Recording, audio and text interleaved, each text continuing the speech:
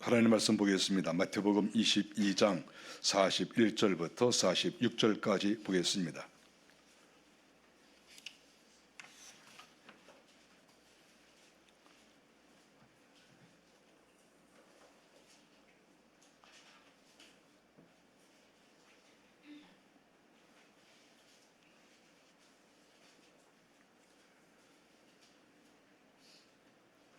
한 목소리로 같이 읽겠습니다. 바리새인들이 모였을 때에 예수께서 그들에게 물으시되 너희는 그리스도에 대하여 어떻게 생각하느냐? 누구의 자손이냐? 대답하되 다윗의 자손이니이다. 이르시되 그러면 다윗이 성령에 감동되어 어찌 그리스도를 주라 칭하여 말하되 주께서 내 주께 이르시되 내가 네 원수의 네 발 아래에 둘 때까지 내 우편에 앉아 있으라 하셨도다 하였느냐? 다윗이 그리스도를 주라 칭하였은즉 어찌 그의 자손이 되겠느냐 하시니 한마디도 능히 대답하는 자가 없고 그날부터 감히 그에게 묻는 자도 없더라. 아멘.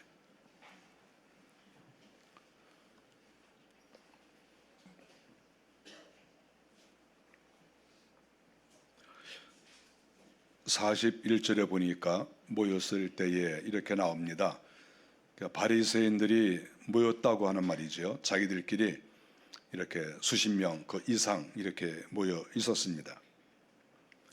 그들이 모인 이유가 뭐냐 하면 주님께 질문을 하려고 하는 것이죠. 바로 앞에 34절을 보면 사두개인들도 이렇게 모여서 주님께 질문을 했었습니다. 그런데 그들이 주님께 질문을 할 때마다 다 주님에게 책망을 듣고 다 물러갔습니다. 그러니까 한 번은 바리새인들이 질문하고 한 번은 사두개인들이 질문하고 또 어떤 때는 또 다른 종파들이 질문하고 그러니까 주님께 계속 질문을 하는 거죠. 그러니까 질문을 할 때마다 무엇인가 배우려는 자세보다는 무엇인가 상대를 함정에 좀 끌어넣으려고 하는 그런 의도로 자꾸 묻는 거죠. 우리가 사람들이 질문하면 그거 못 느끼겠어요? 내가 저분한테 좀 배워야 되겠다. 그런 마음으로 질문하는 거하고 뭔가 그 사람을 좀 이렇게 힘들게 하려고 이렇게 질문하는 경우도 있어요. 주님께 이렇게 바리새인들도 질문하다가 1차 물러가고 또 사두개인들도 질문하다 물러가고 그 다음에 또 이제 임무기들을 한 거죠. 그래서 또 바리새인들이 왔습니다. 주님께 질문을 하는 그 내용이 나오고 있습니다. 주님께 질문을 했었고 그리고 주님께서 그들에게 물었던 그 내용은 다윗과 그리스도와의 관계였습니다. 다윗과 그리스도는 어떤 관계냐 하는 것이죠. 중요한 그런 부분이라고 생각합니다. 유대의 종교 지도자들은 우리가 성경을 읽어보면 영적으로 무지했던 것을 알 수 있습니다. 그들이 공부도 많이 하고 또 법도 잘 지키고 또 어떻게 보면 머리도 굉장히 좋았던 사람이라고 생각해요. 근데 그들에게 문제가 뭐냐 하면 영적으로 무지가 되는 거죠. 신기하지 않습니까? 원래 종교 지도자 그러면 종교에 대해서는 잘 알아야 되는 거 아니에요? 종교에 대해서 잘 안다고 하는 것은 자기들이 믿는 신에 대해서 잘 아는 거 아니겠어요? 그럼 잘 알려면 그분과 교제를 나누고 그분에 대해서 깊이 알고 그렇게 해야 되는 거죠. 그런데 유대의 지도자들은 놀랍게도 종교 지도자라고 하면서도 하나님에 대해서 잘 몰랐다고 하는 거죠. 전부 어떤 지식적으로 알고 학문적으로 알고 또 이렇게 누구한테 들어서 이성적으로 이렇게 아는 거죠. 우리가 지도자들이 그런 사람들이 많아요. 자기가 경험하지 못하고 이렇게 보지 못하고 그렇게 가르치는 경우가 많이 있죠. 역사를 가르치거나 또 이런 세계사를 가르치는 사람은 세계 여행을 많이 하고 현장을 많이 가봐야 돼요. 세계사를 가르치는 그런 교사가 있다고 하면 그 교사는 온 세계를 다녀봐야 돼요. 다녀보고 자기 눈으로 보고 역사가 이렇게 됐구나. 다 이거를 실증적으로 경험을 하고 그러고 나서 세계사를 가르칠 때 내가 가보니까 여기 이렇다고 그러고 어떤 전투를 했을 때 그 장소에 가보니까 어떻다고 그러고 뭔가 이렇게 해야 이게 실감이 나지 않겠어요? 책에 보니까 그렇다더라. 그러면은 그거 가르치는데 자기도 이렇게 힘이 없고 듣는 사람들도 재미없어요. 그러니까 항상 우리가 이 실증적인 것이 필요한 거예요. 그런데 유대의 종교 지도자들은 아는 거는 굉장히 많은 것 같은데 영적 경험이 없어요. 영적 경험이. 기도를 많이 해서 자기가 하나님을 만났다든지 주의 음성을 들었다든지 뭐 하나님께서 자기에게 계시를 하셨다든지 하여간 뭐 이런 게 뭐 없어요. 어떤 거 하나도 없어요. 그냥 뭐 자기가 배운 거, 책 보고 배운 거 그거밖에 없는 거예요. 이런 사람들이 종교 지도자라고 있으니까 이스라엘 나라가 상당히 어려움에 빠졌다. 종교적으로 낙후될 수밖에 없고 점점 후퇴를 할 수밖에 없는 거예요. 영적 에너지가 없는 거예요. 우리가 어떤 것이든지 발전하려면 그 밑바탕에 힘이 있어야 돼요. 힘. 근데 그 힘은 영적인 힘이래야 돼요. 특별히 기독교 또 다른 종교도 마찬가지예요. 이 무당이 우리는 무당을 종교라고 말하지 않아요. 그런데 이 미신, 이 무당이 말이죠. 수천 년 동안 이렇게 힘을 쓰는 이유가 뭔지 압니까? 귀신이 계속 역사해서 그래요. 여러분 무당 안 없어지잖아요. 오히려 무당 더 많아집니다. 그 이유가 뭡니까? 무당에게 역사하는 귀신이 더 역사하니까 무당은 없어질 수가 없어요. 여러분 무당 안 없어져요. 교회는 없어지지만 무당은 안 없어져요. 왜냐하면 귀신이 더 역사하니까. 근데 교회는 누구를 의지하는 겁니까? 하나님을 의지하는 거거든요. 그런데 하나님의 신이 역사하지 않고 성령이 역사하지 않으면 그러면 교회는 계속 낙후될 수밖에 없고 퇴보하고 그러다가 점점 문을 닫을 수밖에 없다. 유럽 교회가 지금 거의 문 닫고 있잖아요. 제가 어떤 기사에 보니까 그래요. 문을 닫는 유럽 교회, 문을 닫을 한국 교회 이렇게 써놨어요. 기사를. 그것도 예수 안 믿는 사람이 쓴 게 아니에요. 예수 믿는 사람이 썼어요. 앞으로 한국 교회가 문을 닫을 것이다. 왜냐하면 저는 그 대답을 할 수 있어요. 그거는 그 밑바닥에서 역사하는 성령의 역사가 없기 때문에 그래요. 그건 당연한 거예요. 그 종교를 유지하려면 그 종교의 신이 역사를 해야 되는 거예요. 그러니까 무당은 말이죠. 계속 귀신이 역사하니까 절대 없어지지 않는 거예요. 여러분 아무리 해보세요. 무당 없어지나? 절대 안 없어져요. 교회는 없어질 수 있어요. 교회는. 왜냐하면 하나님이 역사하시지 않으면. 답은 딱 나와 있어요. 그래서 유대의 종교 지도자들이 영적으로 무지하니까 결국 유대의 종교는 무너지게 되었고 나라도 또 함께 무너질 수밖에 없다 하는 것을 역사가 가르쳐주고 있습니다. 오늘 주님께서 42절에 보니까 주님께서 그리스도에 대해서 바리새인들에게 질문을 했습니다. 42절에 보니까 너희는 그리스도에 대하여 어떻게 생각하느냐 이렇게 물었습니다. 그리스도라고 하는 말은 기름 부음을 받은 자라는 말 아니겠어요? 그리스도. 그러면서 너희는 그리스도에 대해서 어떻게 생각하느냐 그러면서 누구의 자손이냐 이렇게 물어봤습니다. 누구의 자손이냐. 유대인들이 얼마든지 대답할 수 있는 거예요. 주님이 우리가 그들은 모르는데 이렇게 주님만 알고 있는 것을 딱 이렇게 질문한 게 아니에요. 우리가 질문하는 사람들 보면 그런 사람들이 있어요. 다른 사람은 전혀 알지 못하는 것을 이렇게 자기 혼자 딱 알고 있다가 그거를 이렇게 질문하는 사람이 있어요. 옛날에 어떤 분이 있었는데 그분은 이렇게 공부를 많이 못한 분이에요. 그런데 자기가 아는 독특한 것이 이렇게 있어요. 몇 가지를 알아요. 근데 저한테 질문하는 거예요. 목사님, 무슨 꽃이 있는데 그 꽃은 몇 월 달에 피나요? 그걸 내가 어떻게 알아? 꽃이 있는지도 모르는데 그래서 모르겠는데 그거는 몇 월 달에 피고 몇 월 달에 집니다. 그래서 당했어요. 또 다른 질문해요. 목사님, 요거는 어떤 그런데 또 몰라. 또 모르는데요. 목사님 그것도 모르시오. 예, 몰라요. 뭐 어떻게 할 거냐? 몰라. 자기가 이렇게 아는 것만 다 이렇게 질문하는 사람이 있어요. 제가 이렇게. 그런 분이 질문하면 항상 겁나. 또 내가 또 모르는 것도 하는구나. 이게 뭐 알만한 걸 질문해야 서로 유대관계가 될 거 아니에요. 질문하고 또 대답하고 그래야 되는데 전혀 대답을 못해 상대가. 주님께서는 질문하실 때 전혀 모르는 걸 질문하지 않았습니다. 유대인들이 알고 있는데 그 사실을 잘못 알고 있거나 알고는 있지만 부족하게 알고 있는 부분, 여기에 대해서 주님이 질문하신 거예요. 너희들 이렇게 알고 있지? 그거 좀 잘못된 거야. 너희들 이렇게 알고 있지? 그거 좀 부족해. 거기에 좀 플러스 좀 해야 돼. 이것을 우리 주님께서 가르쳐 주셨다 하는 것이죠. 그리스도에 대해서 주님께서 너희는 그리스도에 대해서 어떻게 생각하느냐? 유대인들 알고 있어요. 유대인들은 어떻게 알고 있습니까? 앞으로 이 나라에 그리스도가 올 것이다. 하나님께서 기름을 부으신 그리스도가 올 것이다. 요거는 알고 있어요. 그 알고 있는 것을 주님이 질문하신 거예요. 그러면서 누구의 자손이냐? 그러니까 예, 다윗의 자손입니다. 그 성경이 그렇게 되어 있어요. 다윗의 자손이요, 또 유다 지파요. 그러니까 다윗의 자손입니다. 다 맞았어요. 그리스도, 예, 하나님께서 약속하신 그런 메시아고, 또 다윗의 자손, 다 맞다. 주님께서 일단 맞은 것을 칭찬해 주셨습니다.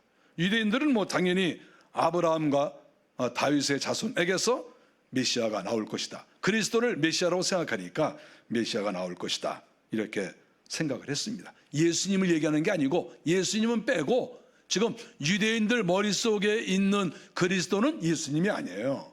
예수님이 아니고 아직도 안 오셨다고 생각하는 거죠. 예수님은 지금 오셨는데 지금 다른 그리스도를 기다리는 거예요. 이미 오셨는데도 못 받아들여요. 지금 예수님이 오셨는데 그거를 받아들이지를 못한다. 이렇게 볼 수가 있습니다. 그러니까 유대인들이 어떤 근거로 해서 이렇게 그리스도를 믿느냐, 다윗의 후손인 것을 믿느냐, 그거는 이사야 11장 1절에 보니까 이새의 줄기에서 한 싹이 나며 그 뿌리에서 한 가지가 나서 결실할 것이요. 이새의 줄기, 이새는 다윗의 아버지잖아요. 그러니까 결국은 다윗의 후손에게서 메시아가 나온다, 그리스도가 나온다, 바로 그러한 말이지요. 예레미야 23장 5절에서도 내가 다윗에게 한 의로운 가지를 일으킬 것이라, 이렇게 또 하나님께서 예레미야를 통해서 예언하게 하셨습니다. 다윗에게 한 의로운 가지를 일으킬 것이라. 이거 그리스도에 대한 거 아니겠어요? 그래서 사람들은 다 알고 있어요. 성경 공부를 많이 했기 때문에 다윗의 후손에게서 메시아가 나온다, 그리스도가 나온다, 이런 것들을 다 알고 있었다 하는 것이죠. 그래서 유대인들이 알고 있는 것은 그거는 옳은 거예요. 옳게 옳았다고 생각을 하는 것이죠. 그런데 문제가 뭐냐 하면 유대인들과 특별히 유대인 지도자들, 종교 지도자들이 생각하는 그리스도는 예수님처럼 세례주고 죄를 회개시키고 영혼을 건지고 천국으로 인도하고 이러한 그리스도를 상상한 게 아니에요.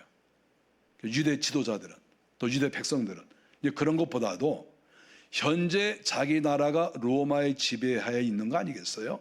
그러니까 이런 멋진 그리스도가 탁 나와가지고 이분이 군대를 모으고 그래서 엄청난 힘을 가지고 이 로마라는 나라를 쫓아버리고 독립적으로 우리나라, 이 유대 나라, 하나님의 나라를 건설할 것이다, 이런 생각을 가지고 있었어요. 성경에 그 말이 없어요.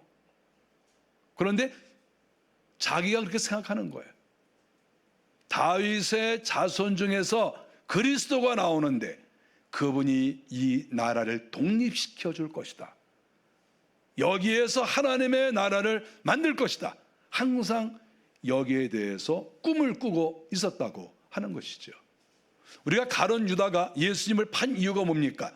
예수님께서 영혼을 건지시고 하늘나라에 대해서만 자꾸 이야기를 하시니까 가룟 유다가 예수님을 판 거예요.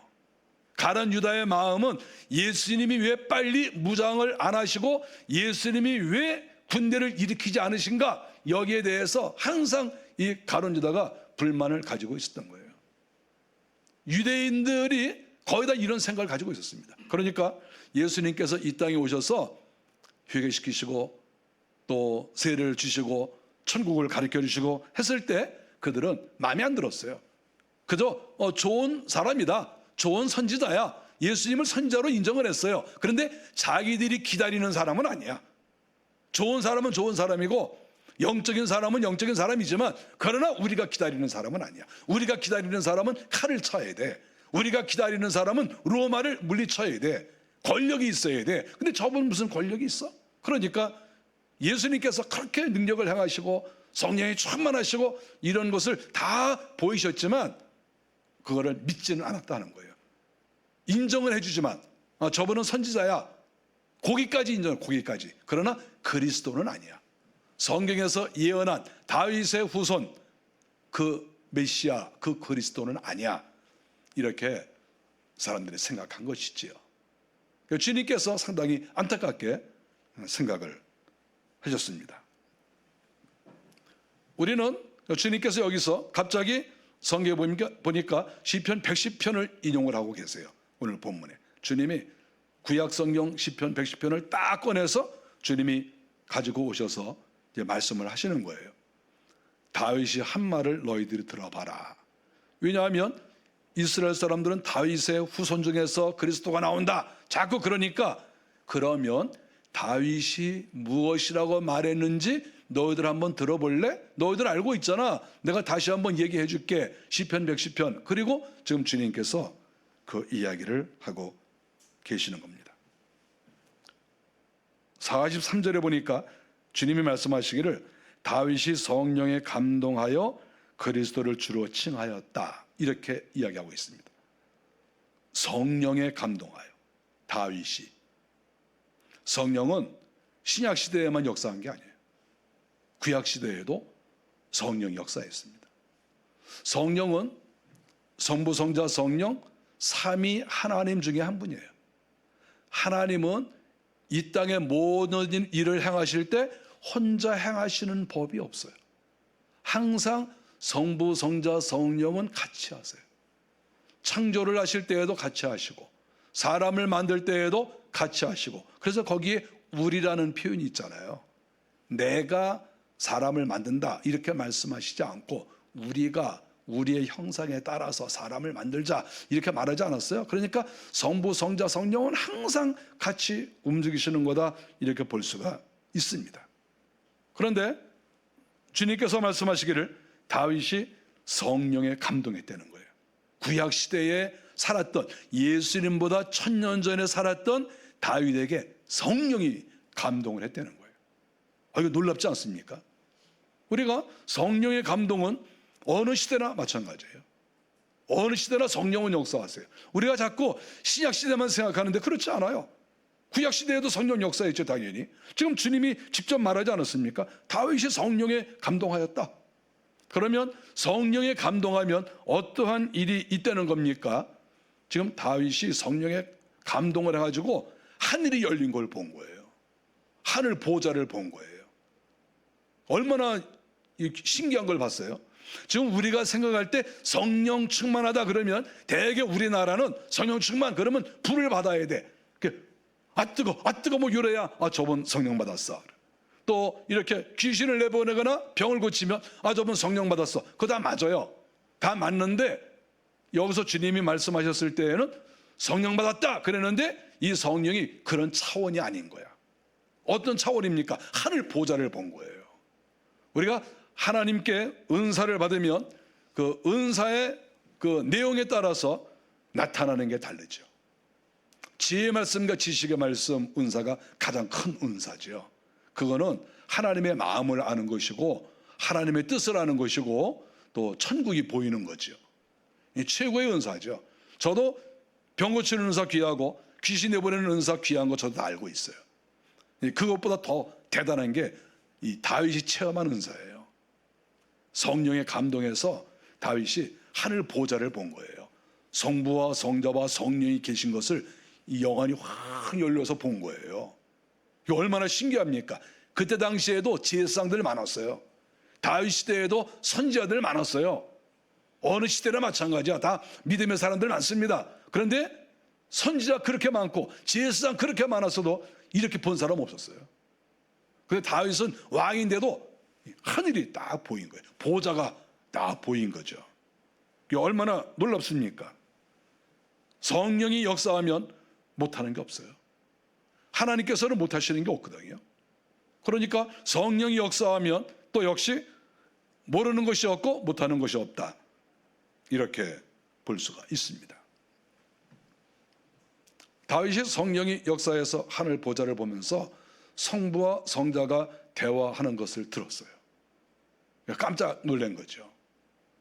주님이 이 말을 꺼내시는 이유가 뭐겠습니까? 주님이 내가 하나님이라고 하는 것을 얘기하시려고 그러는 거예요. 성부와 성자가 대화하지 않았느냐? 그런데 그 성자가 바로 나야. 다윗이, 그러니까 예수님보다 1000년 전에 다윗이 하늘나라를 보고 성자에 대해서 이야기를 했는데 바로 그 주인공이 나야, 이 말씀을 하시는데, 먼저 번에 이 말씀을 하셨다가 사람들한테 맞아 죽을 뻔했어요. 요한복음 5장 19절부터 47절에 보면은 예수님께서 저희가 하나님의 아들이고 저희가 하나님이라고 그랬어요. 한번 그랬다가 난리가 난 거예요. 네가 무슨 하나님의 아들이냐, 네가 요셉의 아들이지, 그러면서 한바탕 난리가 났거든요. 그래서 주님께서 한 당분간 얘기를 안 하셨어요. 왜냐하면 한번 난리가 났으니까. 그런데 이제 주님께서 끝까지 얘기를 안 하실 수가 없잖아요. 자기 자신이 하나님이라는 걸 언젠간 얘기를 해야 될 거 아니에요. 그래서 시간을 좀 경고한 다음에 또다시 주님께서 내가 하나님의 아들이다, 이렇게 얘기한 거죠. 어쨌든 유대인들은, 또 종교 지도자들은 하나님이 사람의 몸을 입는다, 이 부분을 믿지 못했어요. 어떻게 하나님이 사람의 몸을 입냐? 사람은 사람이고 하나님은 하나님이시지 어떻게 하나님이 사람이 되느냐? 어떻게 사람이 신성과 인성을 동시에 가질 수 있느냐? 이거 믿을 수 없다. 유대인들이 그래서 예수님을 다 죽이려고 했었다. 그것이 성경에 다 이렇게 나옵니다. 그런데 주님께서 하시는 말씀은 다윗이 1000년 전에 다 이렇게 보니까 성부 하나님하고 성자가 계시는 거예요. 그런데 그 얘기를 딱 들어보니까 44절에 나옵니다. 주께서 내 주께 이르시되, 그랬어요. 주께서 내 주께 이르시되. 지금 주를 2번 썼잖아요. 그러면 이르신다고 하는 거는 지금 약간 위에 계시는 분이 조금 아래 계신 주님께 얘기한다는 거잖아요. 이거는 누가 보든지 간에 성부 하나님께서 성자 하나님께 얘기를 하시는 거예요. 그렇지 않겠어요? 지금 하늘 보좌에서 이야기하는 거잖아요. 거기 누가 얘기하겠어요? 거기 다윗이 누구한테 주라고 합니까? 성부 성자 외에 누구에게 주라고 할 수가 있어요? 그러니까 주님께서 말씀하시기를, 봐라, 주께서 내 주께 이르시되, 즉 성부 하나님께서 성자 하나님께 무엇이라고 말씀을 하시는데, 다윗은 그 2번째 하나님을 향하여 아들, 그리스도 이렇게만 표현하지 않고 내 주다, 이렇게 얘기를 했어요. 지금 다윗은 말이죠, 하늘 세계에서 일어나는 것을 보면서 현재 자기가 있으면서 자기가 내 주라고 얘기를 했어요. 하늘에서 이루어지고 있는 건데 너무 신비하지 않아요? 얼마나 자세하게 봤으면, 얼마나 그 경험이 너무나 분명하면 첫 번째 하나님이 주께서 말하는데 주여, 이렇게 됐다는 거예요. 너무 확실하게 보이니까. 여러분, 우리가 꿈을 꿔도 말이죠, 어떤 경우에는 꿈이 흐린 경우도 있어요. 근데 어떤 경우에는 꿈이 굉장히 확실한 경우가 있어요. 바로 내 앞에 나타나는 꿈이 있잖아요. 어떤 경우에는 이거 생시적 꿈이야 이거, 이럴 때가 있단 말이에요. 바로 앞에 이렇게 나타나니까. 제가 지난 주간에도 어떤 분이 저한테 말씀하시면서, 목사님 제가 호랑이를 봤는데요, 호랑이가 이렇게 저한테 와가지고 으악 그러고 놀랐습니다. 여러분, 그렇게 될 수가 있어요. 그러니까 우리가 간단합니다. 우리가 꿈을 꿀 때, 어떤 환상을 볼 때 정말 내 앞에서 이루어지는 것처럼 너무나 생생하게 보일 때가 있다는 거예요. 지금 우리들도. 그런데 다윗은 더 깊은 사람이잖아요. 하나님께 기도하는데 너무 생생한 거예요. 이게 너무 생생한 거예요. 성부 하나님께서 성자 하나님께 무엇이라고 말씀하시는데 너무 생생한 거예요, 이게. 그런데 이분이 이분께 말씀하시는데 이분이 이분을 향하여서 내 주님이다. 지금 그분이 내 앞에 나타난 게 아니지만 내 앞에 나타나 있는 것과 똑같은 생각을 한 거예요. 내 주님, 내 주님이시다. 이렇게 얘기를 했잖아요, 다윗이. 즉 예수님이 그 말씀을 하시는 거예요. 다윗이 실질적으로 그러지 않았습니까? 그런데 이 주님께서 주님에게 말씀을 하시는데 하시는 말씀이 내가 네 원수를 네 발 아래 둘 때까지, 이렇게 지금 기록을 해놨어요. 이거는 시편 110편에도 나오는 것이고 예수님이 그것을 인용을 하는 거예요. 내가 네 원수를, 네 원수가 있다는 거예요. 그러니까 성부 하나님께서 성자 하나님께 네 원수가 있다, 이렇게 얘기를 하는 거예요. 아니 우리가 어떻게 생각하면 하나님에게 무슨 원수가 있어요? 누가 하나님께 덤빕니까? 누가 하나님께 대항을 합니까? 그거 다 하나님 손에 죽는 거 아니겠어요? 이거는 하나님하고 신분을 비교할 자가 없어요. 이 세상에 어떤 존재도 비교할 수가 없어요. 그런데 분명히 성부 하나님께서 성자에게 이야기하시기를 야, 너의 그 원수가 있는데 원수를 네 발 아래 둘 때까지, 이런 말을 하시는 거예요. 원수를 네 발 아래 둘 때까지, 이렇게 이 말씀을 하세요. 놀라운 이야기 아닙니까? 이렇게 우리 주님은 하나님이시지만 그런데 그분은 원수가 있다는 말이고 또 그 원수와 함께 동행하는 그런 원수의 무리가 있다. 이것을 지금 성경에도 기록이 되어 있고 이미 예수님이 그것을 지금 인용해서 말씀을 하고 계시는 거죠. 그러면 내가 내 원수를 네 발 아래 둘 때까지라고 하는 말은 무엇인가? 여러분 어떤 주석이든지 찾아보면 다 똑같이 나와요. 뭐라고 나오냐면 예수님께서 재림을 하셔서 세상을 심판하시고 왕이 된다는 것을 가리키는 거예요.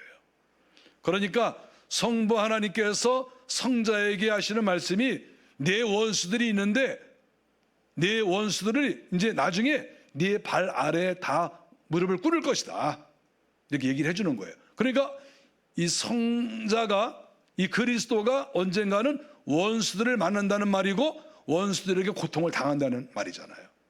내 원수를 내 발 아래에 둔다. 너를 공격하고 너를 괴롭게 하고 이렇게 하는 경우가 있지만 그러나 언젠가는 그럴 날이 온다. 지금 이렇게 성부 하나님이 성자에게 얘기를 했다는 거예요. 지금 예수님의 말씀은. 근데 그게 성경에 다 기록이 되어 있잖아요. 다시 말하면 예수님께서 즉 그리스도가, 아직은 예수가 아니죠. 지금 다윗이 보는 거니까 그리스도가 이 땅에 오시는데 그 그리스도가 영광만 받으시는 게 아니라 이 땅에서 고통과 고난과 어려움을 겪을 것이다. 다윗이 그것을 봤다. 하나님이 말씀하시는 것을 들었어, 다윗이. 그래서 다윗이 그것을 성경에 기록했어. 너희들도 다 읽었잖아. 근데 왜 그 뜻을 몰라? 이렇게 주님께서 말씀을 하시는 것이죠. 그리고 내 우편에 앉아 있으라, 이렇게 또 말씀하셨어요. 이것은 무엇입니까? 재림을 하신 다음에 보좌 우편에 앉아 계시는 것이라고 말할 수가 있죠. 그러니까 아니 원래부터 보좌 우편에 계셨어요. 그렇지 않습니까? 그리스도이신 예수님이 하늘에서 이 땅에 내려오시기 전에 성부, 성자, 성령은 하늘나라 보좌에 같이 계셨어요. 그런데 만일에 두 번째 하나님이신 성자께서 그리스도가 되어서 이 땅에 오시지 않았더라고 하면 아니 무엇 때문에 너에게 원수가 있을 것이고 내가 이 보좌에 나중에 앉을 것이라 그런 말을 못 들어요. 지금도 앉아 있는데, 지금도 보좌에 있는데 새삼스럽게 그런 말을 할 게 뭐가 있어요? 그러니까 두 번째 하나님이신 성자는 그리스도가 되어서 기필코 이 땅에 내려오셨다가 죽으시고 고난당하시고 그리고 부활하셔서 다시 하늘나라에 올라가서 보좌 우편에 앉아 계신다.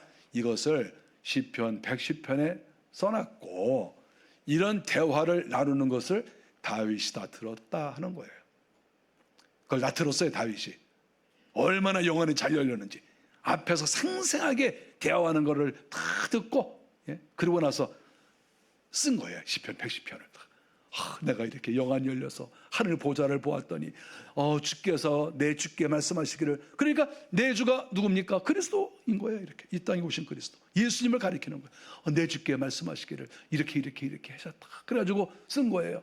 유대의 지도자들이 그거 다 읽었어요. 다 읽었는데 뭔지는 몰라. 다 읽고 이게 무슨 소리야? 패스. 모르니까 당연히 넘어가는 거죠. 모르는 걸 어떻게? 자기 경험이 없으니까. 다 기록을 해놨어도.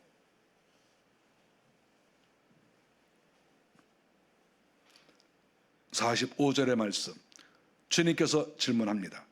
다윗이 그리스도를 주라고 했으니 어찌 그의 자손이 되겠느냐, 이렇게 얘기를 했습니다. 중요한 건 뭡니까? 유대인들이 생각할 때에는 앞으로 그리스도가 올 것인데 이 그리스도는 다윗의 후손이다. 이게 딱 정해져 있어요. 다윗의 후손, 변할 수 없는 진리처럼 다윗의 후손, 그리스도가 온다. 그 그리스도는 다윗의 후손이다. 아주 명시가 되어 있는 거예요.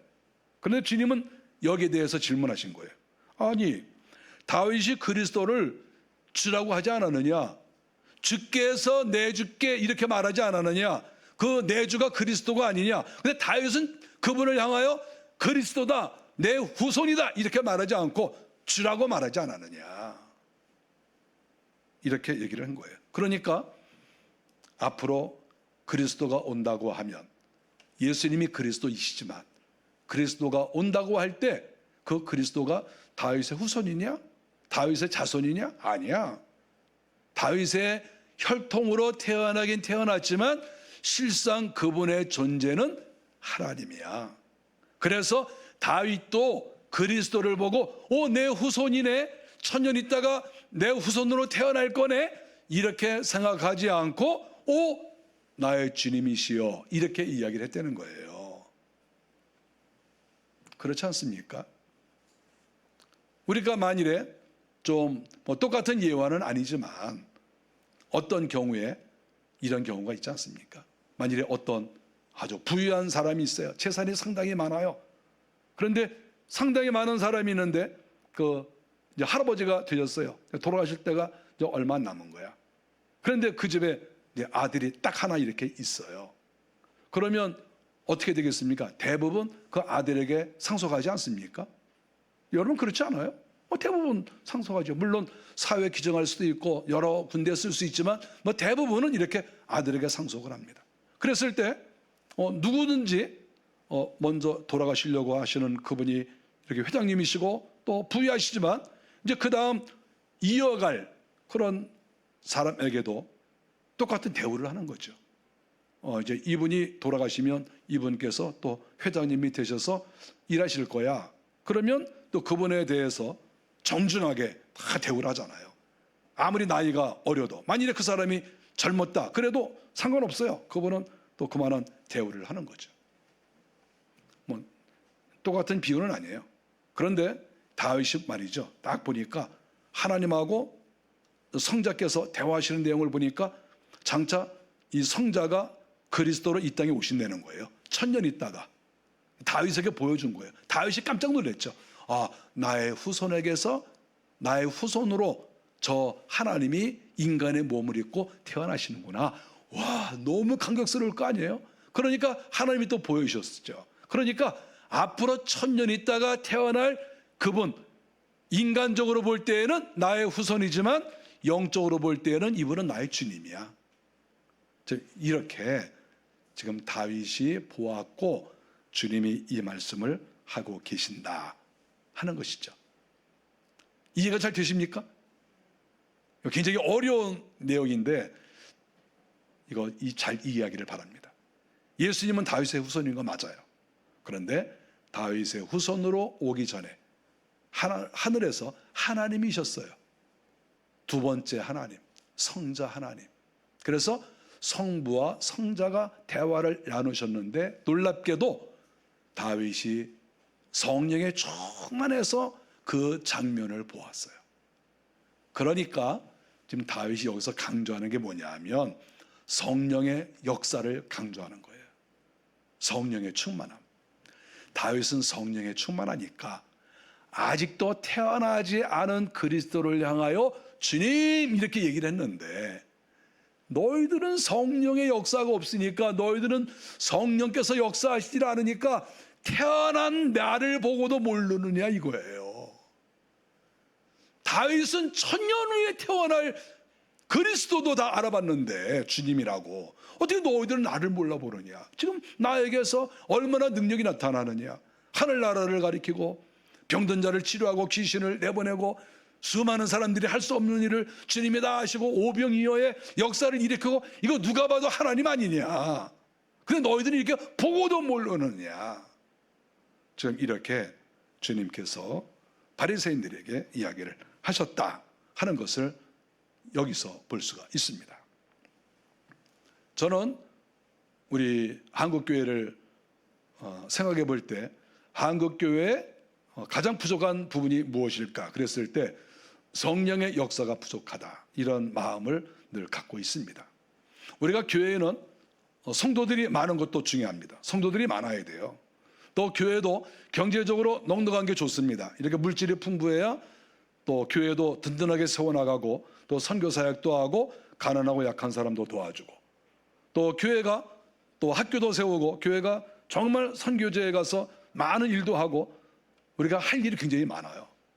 필요한 것도 많습니다. 그런데 가장 중요한 게 무엇입니까?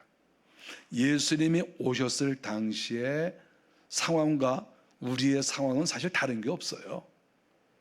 지도자이든 성도이든 가장 부족한 것은 지식도 아니고 물질도 아니고 사람도 아니고 성령의 역사예요. 성령의 역사가 가장 약해요. 이게 안 되니까 영적 세계를 몰라요. 하나님의 나라에 대해서 자세하게 몰라요. 그런데 성령 충만을 받는 길은 죄를 회개하고 사모해야 돼요. 저절로 받는 법은 없어요. 어떻게 성령 충만이 아무에게나 그렇게 임하겠습니까? 철저하게 회개하고 또 주님을 사모하고 하나님 나라를 위해서 순종할 마음이 있고, 그랬을 때 성령께서 역사하시는 거죠. 성령의 9가지 은사가 있으니까 다양한 그러한 방면에서 우리는 성령의 나타나심을 볼 수가 있죠. 다윗처럼 그런 신비한 경험을 할 수도 있고, 병을 고치고 귀신을 쫓아낼 수도 있고, 환상을 통해서 여러 사람을 우리가 또 볼 수도 있고, 세상 돌아가는 것을 알 수도 있고, 예언도 할 수도 있고. 여러분, 예언이 있어요? 왜 예언이 없어요? 성경에 나타난 모든 그러한 은사는 지금도 다 나타난다, 이렇게 말할 수 있어요. 우리가 성령 강림주일 왜 지킵니까? 옛날에 성령이 역사했대더라, 2000년 전에 그랬다더라. 여러분, 그거 하려고 성령 강림주일 지킵니까? 옛날에 그랬다고 지키는 게 아니에요. 성령 강림주일을 지키는 것은 그때도 성령이 역사했는데 이 시대에도 얼마든지 성령께서 역사하실 수 있다. 우리가 이것을 믿기 때문에 성령 강림주일 지켜요. 우리가 부활주일 왜 지킵니까? 옛날에 주님이 부활하셨다더라, 이렇게 하려고 부활주일 지킵니까? 그러면 의미가 없어요. 옛날에 주님이 부활하셨지만 지금도 부활의 역사가 나타나고 그 부활의 주님께서 지금도 역사하신다. 우리가 이거를 믿고 강조하려고 지키는 거 아니겠어요? 하나님의 나라는 세월이 지나도 변함이 없어요. 똑같아요. 어느 시대나 똑같아요. 어느 시대나 똑같아요. 이 시대에도 성령이 얼마든지 역사할 수 있습니다. 문제가 뭐냐 하면 우리가 회개하지 않는다는 거예요. 깨끗하질 않아요. 그리고 사모하지를 않아요. 그리고 주님 앞에 순종할 마음이 없어요.